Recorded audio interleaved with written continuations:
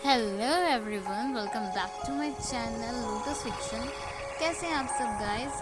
चलिए हम लोग अपनी स्टोरी को स्टार्ट करते हैं। सो गाइस, ये स्टोरी जो है एक शानवांग फैन फिक्शन है और ये थोड़ी सी डिफरेंट होने वाली है। ये एफएफ पूरी तरीके से एक इमेजिनेशन है और अगर आप लोगों को ये पसंद ना आए तो कोई बैड कमेंट मत करना, बिकॉज ऑफ मेरे एग्ज़ाम्स चल रहे हैं और बहुत टाइम निकाल कर मैं वीडियो रिकॉर्ड कर पाई हूँ, क्योंकि बहुत से मेरे फ्रेंड्स हैं जिन्होंने मुझे कई बार बोला है कि मैं नया एफएफ स्टार्ट करूं। मेरे इंस्टा और यूट्यूब पे भी मेरे एक दो फ्रेंड्स का मुझे कमेंट मिला है, इसीलिए मैं इसे स्टार्ट कर रही हूं। मैं पिछले कुछ दिनों से इस पार्ट को थोड़ा थोड़ा करके रिकॉर्ड कर रही हूं, तो अगर कहीं पर कोई मिस्टेक हो जाए प्लीज़ एडजस्ट कर लेना। स्टोरी की स्टार्टिंग होती है चोंगचिंग सिटी के एक छोटे से टाउन से, जहाँ पर एक फैमिली रहती थी जो काफ़ी पुरानी ट्रेडिशन वाली थी। उस फैमिली के मुखिया ओल्ड लैन हान थे। लैन हान के साथ उनके दोनों सन रहते थे। उनकी वाइफ की डेथ हो चुकी थी। उनके बड़े सन ने कभी भी शादी नहीं की। ये थे लैन चिरैन। उनके छोटे सन के लिए उन्होंने बहुत अच्छी सी एक ब्राइड ढूंढी थी। चिंगेन जुन ने उनके साथ शादी की और अपना घर बसाया। काफ़ी वक्त बीत गया था, लेकिन चिंगेन जुन को कोई वारिस नहीं मिल रहा था, जिसकी वजह से ओल्ड लैन हान की तबीयत बिगड़ने लगी थी। उनके गांव में लोग अक्सर डीमंस और नेगेटिव एनर्जीज़ को माना करते थे। वो लोग अपनी हर विश डीमन और नेगेटिव एनर्जी से ही पूरी करवाया करते थे। किसी ने ओल्ड लैन हान से कहा, उनके विलेज में एक बहुत ही पुराना चर्च है जहाँ पर जाकर मांगी गई हर विश पूरी हो जाती है। कहते हैं एंजल्स और गॉड ने उस चर्च को बनाया और उस चर्च में अपने कुछ स्पेशल गार्ड्स को वहाँ पर छोड़ा जो लोगों की विशेष को पूरा करते हैं। ओल्ड लैन हान अपने घर में एक वारिस चाहते थे, इसलिए वो अपने छोटे सन चिंगहिन जुन और उनकी वाइफ लैन ई को लेकर उस चर्च में चले गए। उन्होंने वहाँ जाकर वहाँ के एंजल्स को खुश किया, बहुत कुछ वहाँ पर चढ़ाया चढ़ावे के तौर पे, और वहाँ से अपने लिए, अपनी फैमिली के लिए, अपने आने वाली पीढ़ियों के लिए दो वारिस मांग लिए थे। कुछ ही महीनों बाद लैन ई प्रेग्नेंट हुई थी और उसके कुछ महीनों बाद पता चला लैन ई को ट्विन बेबीज़ हुए हैं। दोनों बॉय हैं, दोनों ही बहुत खूबसूरत हैं। लैन ई अपने हस्बैंड और अपनी फैमिली के साथ खुश थी। चिंगहिन चुन काफ़ी वक्त तक गांव में ही रुकी, लेकिन अब बच्चों की जिम्मेदारियां आने लगी थी, घर के खर्चे बढ़ने लगे थे, इसलिए अब उन्होंने तय किया जॉब करने के लिए वो शहर चले जाएंगे। यहाँ पर चिंगहिन जुन अपनी वाइफ और अपने दोनों बच्चों को लेकर शहर आ जाते हैं। लैनचरन अपने ही फादर के साथ वहीं रुक गए थे। धीरे धीरे ऐसे ही वक्त बीतता है। करीबन 15-16 साल गुजर गए थे। लैन चिंगहिन जुन अपनी वाइफ और अपने बच्चों के साथ शहर में अच्छे से सेटल हो गए थे।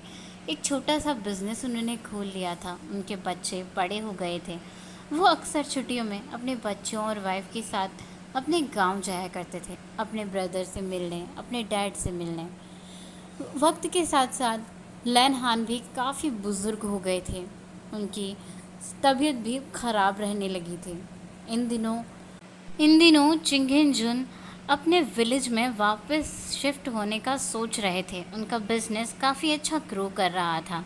वो अपने बिजनेस को अपने विलेज से भी हैंडल कर सकते थे। अब वो अपने डैड के साथ वक्त बिताना चाहते थे, क्योंकि लैन हान काफ़ी ज़्यादा बीमार रहने लगे थे, कभी भी वो गुज़र सकते थे। इसीलिए अपनी पूरी फैमिली के साथ चिंगहिन जुन फिर से अपने विलेज चोंगचिंग आ जाते हैं। चोंगचिंग में ही वो अपने बिजनेस को सेट कर लेते हैं और वहाँ से ही स्टार्ट करते हैं। उनके दोनों बच्चे लैन वांगजी और लैन चचैन बहुत ही खूबसूरत थे दिखने में। दोनों चिड़वा भाई इतने ज़्यादा खूबसूरत लगते थे कि उन्हें देखकर ही लोगों की आंखें नहीं भरती थी। वांगजी और शचैन दोनों ही दिखने में एक जैसे लगते थे। दोनों की उम्र भी एक जैसी थी। बस दोनों की कदकाठी में ही थोड़ा फ़र्क था। शिचैन थोड़े से लंबे थे और वांग जी उनसे थोड़ा छोटा, अपने भाई के कंधे के पास ही आने वाला। पूरे विलेज में दोनों ट्विन जेड्स के हैंडसम और इंटेलिजेंट होने के काफ़ी ज़्यादा चर्चे फैल रहे थे इन दिनों। हमेशा ही लैन चिनहेंजुन का ध्यान अपने छोटे बेटे लैन वांगजी पर ज़्यादा रहता था। वांगजी हमेशा ही बहुत ज़्यादा शैतानियाँ करता था, इसीलिए उन्हें अपने बेटे की चिंता रहती थी। वांगजी गांव में जब से आया था तब से और भी ज़्यादा शैतानियाँ करने लगा था। यहाँ का माहौल उसे बहुत ज़्यादा पसंद आ गया था। अक्सर लैन जान अपने ब्रदर के साथ उस ओल्ड चर्च में जाया करता और वहाँ जाकर घंटों तक बैठा रहता। इन दिनों वांगजी थोड़ा सा बदल गया था। वांगजी को हमेशा ही ऐसा लगता था जैसे कोई उसे घूर कर कहीं से देख रहा है। उसे हमेशा ऐसा लगता था जैसे कोई उसके आसपास है। जब उसके आसपास कोई भी नहीं होता तब भी उसे लगता जैसे कोई उसके पीछे चल रहा है, कोई उसे छू रहा है। रातों को उसकी अचानक नींद खुल जाया करती और वो उठने के बाद खुद से बड़ा ही शर्मिंदा महसूस करता। उस इन दिनों वांगजी को कुछ भी समझ नहीं आ रहा था, उसके साथ अचानक से ये सब क्या होने लगा है। वांगजी के पास से हमेशा ही सैंडलवुड की खुशबू आया करती थी, लेकिन इन दिनों उसे अपने आसपास एक अलग से ही सेंट फील हुआ करती थी जो उसकी नहीं थी, ना ही पूरे विलेज में उसे कहीं और फील होती थी। ये लोटस की सेंट थी। पूरे विलेज में कहीं लोटस नहीं थे, लेकिन फिर भी उसे हमेशा लोटस की स्मेल आया करती अपने पास से। ये लोटस की सेंट उसे बहुत डिफरेंट फील करवाती थी। उसे कभी कभी स्ट्रेंज लगता था, पर ये सेंट उसे काम करती थी। उसे बहुत स्मूथिंग और कामिंग लगती थी। डर जब उसे लगता तो ये सेंट उसके आसपास होने पर उसे काफ़ी अच्छा फील होता। वांगजी खुद नहीं जानता था और वो किसी से कुछ कह भी नहीं पा रहा था। वांगजी इस चीज़ को हमेशा इग्नोर करता, लेकिन उसे पता ही नहीं था उसकी लाइफ में एक बहुत बड़ा चेंज आने वाला था। चिंगहेंजुन कुछ वक्त अपने फैमिली के साथ बिताते हैं, अपने डैड और अपने ब्रदर के साथ। उनके फादर की डेथ हो जाती है और डेथ के बाद वो अपने ब्रदर के साथ चोंगचिंग के मेन सिटी में शिफ्ट हो जाते हैं। उनके ब्रदर को वो विलेज में अकेला नहीं छोड़ना चाहते थे। अपने घर और फार्म हाउस को उन्होंने विलेज के लोगों को संभालने के लिए दे दिया था। अब उनके पास और भी काम थे। चिंगहेंचुन अपने ब्रदर को अपने साथ अपनी कंपनी में ही ले जाते हैं, जहाँ पर लैन कुरैन अपने ब्रदर का बिजनेस में हाथ बटाना शुरू करते हैं। वांगजी और शिचैन अभी भी अपनी स्टडी में लगे हुए थे। उन्होंने चोंगचिंग के ही एक स्कूल को ज्वाइन कर लिया था, जहाँ वो अपनी स्टडी कंप्लीट कर रहे थे। चिंगेंजुन के सामने ही एक खाली सा मकान था। हमेशा ही वो खाली रहता था। अभी वो नए नए ही चोंगचिंग में शिफ्ट हुए थे मेन सिटी में आकर, तो उन्हें पता ही नहीं था ये किसका घर है। लेकिन उनके नेबर्स बहुत अच्छे थे। उनके पड़ोस में ही रहने वाले मिस्टर नी हैं, उनसे कहते हैं ये जो सामने आप घर देख रहे हैं ना, इसके बारे में बहुत अजीब अजीब बातें होती रहती हैं। मेरे ग्रैंडफादर कहते थे कि ये सालों से बंद पड़ा है और यहाँ पर नेगेटिव एनर्जीज़ रहती हैं। अगर बच्चे आपके यहाँ हैं तो आप उनसे कहिए कभी भी उस घर की तरफ ना जाएं। मिस्टर नी के साथ मिस्टर लैन काफ़ी ज़्यादा घुल मिल गए थे। वो इतने अच्छे थे कि कुछ ही दिनों और महीनों में उनका बॉन्ड काफ़ी अच्छा हो गया था। एक दूसरे के घर आना जाना लगा रहता था। इसी तरह से 6 महीने और बीत गए थे।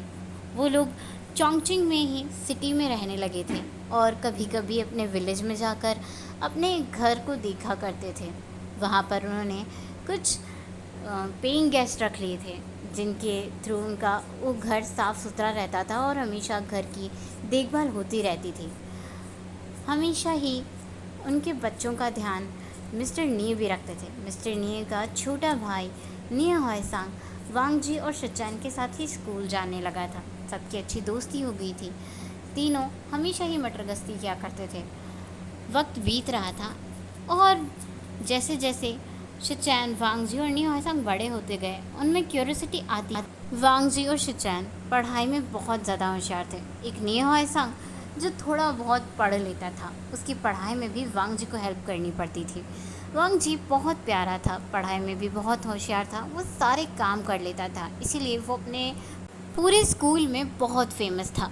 वांग जी को सब लोग बहुत प्यार करते थे। वांग जी इतना शैतान था कि कभी कभी टीचर्स को वांग जी के घर तक जाना पड़ता था उसकी कंप्लेंट करने के लिए, लेकिन फिर भी वांग जी तो वांग जी हैं, वो कभी मानता था ही नहीं, हमेशा शैतानियाँ करता था। एक दिन वांग जी अपने ब्रदर और हॉयसंग के साथ क्लास अटेंड कर रहा था, तो स्कूल के कुछ सीनियर्स ने वांग जी को आकर कुछ काम करने के लिए कहा। वांग जी ने जब मना कर दिया तो वो वांग जी के साथ थोड़ा सा ज़ोर ज़बरदस्ती करने लगे। वांग जी को पहले तो अच्छा लग रहा था, पर फिर वांग जी इरिटेट हो गया और वांग जी उन पर ज़ोर से चिल्लाते हुए बोला, मैं नहीं करूँगा, मैंने कहा ना मेरा मन नहीं है, आप लोग क्यों मुझे परेशान कर रहे हैं। वांग जी की आवाज़ सुनकर वो सीनियर शांत हो गए थे और उसके बाद वो वहाँ से चुपचाप चले गए थे। पर वांग जी जैसे गुस्सा आ चुका था और अब उसे अपना गुस्सा शांत करना था, जिसके लिए उसे फ़न करना था। और फ़न करने के लिए वांग जी को अपने कॉलेज के सीनियर्स ही नज़र आए। उसने जाकर उन्हीं सीनियर्स की कार और बाइक के टायर्स की हवा निकाल दी थी और फिर वांग जी हंसता हुआ फिर से अपनी क्लास में आकर बैठ गया था। जब स्कूल ख़त्म हुआ तो वो सीनियर्स जो वांग जी से ज़बरदस्ती कर रहे थे अपनी बाइक को पैदल ही लेकर जा रहे थे। ये देखकर वांग जी बहुत हंस रहा था और वांग जी की हंसी देखकर निया हायसांग और शिचैनगा समझ गए थे ये वांग जी ने ही किया है ज़रूर से। तीनों अपने घर वापस आते हैं होमवर्क कंप्लीट करके। शाम के टाइम वो लोग सड़क पर खेल रहे थे। वांग जी का ध्यान आज बार बार उस सामने वाले घर की तरफ जा रहा था, जो दिखने में बहुत खूबसूरत लग रहा था। रात के अंधेरे में इतना खाली मकान दिखने में इतना खूबसूरत लग रहा है। वांग जी उस तरफ बार बार देख रहा था और हॉयसांग, जिसे अपने ब्रदर से सच में बहुत डर लगता था, वो वांग जी की तरफ देखकर कहता है, लानजान, बार बार उस तरफ मत देखो और ऐसे मत देखो, हाँ, तुम्हारे दिमाग में अगर कुछ भी चल रहा है तो उसे बंद कर दो। शिचैनगा भी मुस्कुरा कर कहते हैं, वांग जी, गलती से भी उस तरफ जाने की सोचना मत, तुम्हें पता है ना मेरे अंकल और डैड ने मना किया है। वांग जी जिद करते हुए कहता है, गग क्या गग क्या ही होता है, मुझे सच में जानना है उस घर में क्या है। वांग जी इस बार अपने ब्रदर और हॉयसांग की एक भी बात नहीं सुनता। वो बॉल के साथ खेलते खेलते बॉल को जानबूझकर उस घर की तरफ फेंक देता है और उसके बाद शिचैनगा वांग जी की तरफ नैरो आइज से देखते हैं। वो समझ गए थे उनके छोटे से ब्रदर ने ये जानबूझ के किया। हॉयसांग, जिसकी बहुत ज़्यादा फट रही थी, वो उस जगह जाने से ही मना कर देता है। अब वांग जी मुस्कुराते हुए अपने ब्रदर और हॉयसांग का हाथ पकड़ता है और कहता है, मैं अकेले कैसे जाऊँगा, आप दोनों भी मेरे साथ चलो। शिचैन कुछ भी नहीं कहते, लेकिन हॉयसांग को जितने भी देवताओं के नाम याद थे, जितने भी गॉड के नाम उसे आते थे, वो सब नाम लेकर उस घर की तरफ बढ़ रहा था। वांग जी वहाँ से अपनी बॉल उठाते हुए कहता है, हम लोग यहाँ तो आ गए, अंदर भी चल के देख लेते हैं, वैसे भी यहाँ आने में तो कुछ भी नहीं हुआ। वांग जी उस घर के अंदर चला जाता है दरवाज़ा खोलकर। उस घर के दरवाजे पर काफ़ी सारे तालिस्मान और कुछ लॉकेट वगैरह बांधे गए थे। जब वांग जी दरवाज़ा खोल रहा था तब एक लाल धागा खुलकर वांग जी के शर्ट के बटन में फंस जाता है। वांग जी उस घर के अंदर जाता है और उसे अच्छे से एक्सप्लोर करता है। शिचैन और हॉयसांग भी उसके साथ थे। अचानक से वांग जी बेहोश हो जाता है और शिचैन हॉयसांग बहुत ज़्यादा डर गया था और वो पैनिक करने लगा था। शिचैन जैसे तैसे वांग जी को कैरी करते हैं और उस घर से बाहर ले आते हैं। अपने घर के अंदर जब शिचैन वांग जी को लेकर जा रहे थे तो नियमिंग रोकते हैं और पूछते हैं, शिचैन, हॉयसांग, वांग जी को क्या हुआ। हॉयसांग, जो बहुत ज़्यादा डर गया था, अपने गगा के आगे पसीने छूट गए थे और वो कुछ भी नहीं बोल पा रहा था। शिचैन हॉयसांग को देखते हैं और नियमिंग से कहते हैं, कुछ नहीं गगा, वो वांग जी और हम लोग खेल रहे थे तो पता नहीं वांग जी कैसे बेहोश हो गया। नियमिंग जी खुद एक डॉक्टर थे। वो शिचैन से कहते हैं, ज़रा मेरे घर ले आओ तो मैं चेक कर लेता हूँ। निया हॉयसांग को वो अपना फर्स्ट एड किट लाने के लिए बोलते हैं और वांग जी को अपने ही रूम में लेटाते हैं। वांग जी को चेक करने के बाद वो कहते हैं, अरे शायद ये वीकनेस की वजह से बेहोश हो गया है, इसे अच्छे से खाने पीने की ज़रूरत है। वांग जी को थोड़ी देर में होश आ जाता है और शिचैन के डैड और मॉम को भी निया हॉयसांग वहीं बुला लेता है। नियमिंग जी बताते हैं वांग जी शायद काफ़ी ज़्यादा वीकनेस की वजह से बेहोश हो गया है। सारा सारा दिन धूप में खेलता रहता है, मस्तियाँ करता रहता है, खाना पीने का ध्यान तो रखता है नहीं। वांग जी की मॉम बहुत डांट लगा रही थी। वांग जी जिसे अब तक होश आ गया था, वो सर झुकाकर अपनी मम्मी की बातें सुन रहा था और अपनी प्यारी प्यारी आंखों से अपने गगा को इशारा कर रहा था ताकि वो उसे उसकी मॉम की डांट से बचा ले। लेकिन मैडम लैन भी वांग जी के कान को पकड़ते हुए कहती है, अब कुछ दिनों तक तुम्हें बाहर निकलने की कोई परमिशन नहीं है। लेकिन नियमिंग जो कुछ सोच रहे थे, वो हॉयसांग को देख रहे थे जो बहुत ज़्यादा डरा और घबराया हुआ था। उन्हें कुछ समझ में तो नहीं आया, मगर उन्हें पता चल गया था ज़रूर इन बच्चों ने कुछ तो किया है। वो लैन फैमिली के जाने के बाद हॉयसांग को रोकते हैं और उससे स्ट्रिक्ट वॉइस में पूछते हैं, क्या हुआ? कुछ और भी हुआ? तो हॉयसांग डर के मारे सच बोल देता है कि वांग जी सामने वाले घर में गया था। अब नियमिंग दूसरे ही दिन लैन हाउस जाते हैं। वैसे तो वो अक्सर आया जाया करते थे। अक्सर चाय नाश्ता, दोपहर का लंच या फिर डिनर वो लैन फैमिली के साथ ही किया करते थे, क्योंकि वो अपने एक भाई के साथ अकेले रहते थे और उनके साथ चोंगचिंग में रहते रहते लैन फैमिली का काफ़ी अच्छा बॉन्ड हो गया था।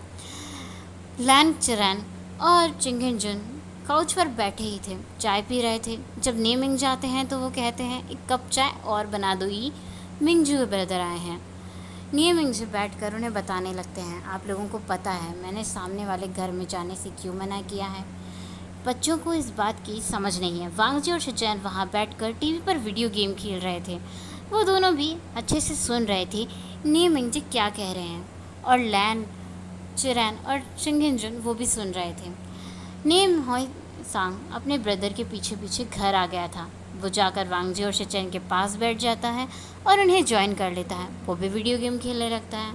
नियमिंग बताते हैं, असल में मेरे ग्रैंडफादर और डैड कहा करते थे सामने वाले हाउस को काफ़ी सालों से बंद रखा गया है, क्योंकि पहले यहाँ पर एक बहुत ही नेगेटिव एनर्जी का साया रहता था, शायद जिन का, मुझे भी नहीं पता ठीक से, तो मैं भी नहीं जानता। लेकिन मैं इन सब बातों में बहुत विश्वास करता हूँ और मैं चाहता हूँ कि अब से बच्चे उस तरफ ना जाएं। वांग जी शिचैन और हॉयसांग की तरफ वो एक लेयर देते हैं और तीनों से कहते हैं, दोबारा से उस घर की तरफ मत जाना।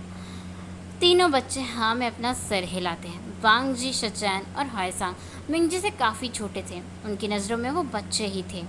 सो गाइस, हे गाइस, आज के लिए बस इतना ही। हम मिलेंगे नेक्स्ट पार्ट में। तब तक के लिए आपको वीडियो कैसा लगा प्लीज़ कमेंट करके ज़रूर बताना। Thank you for watching. Bye bye.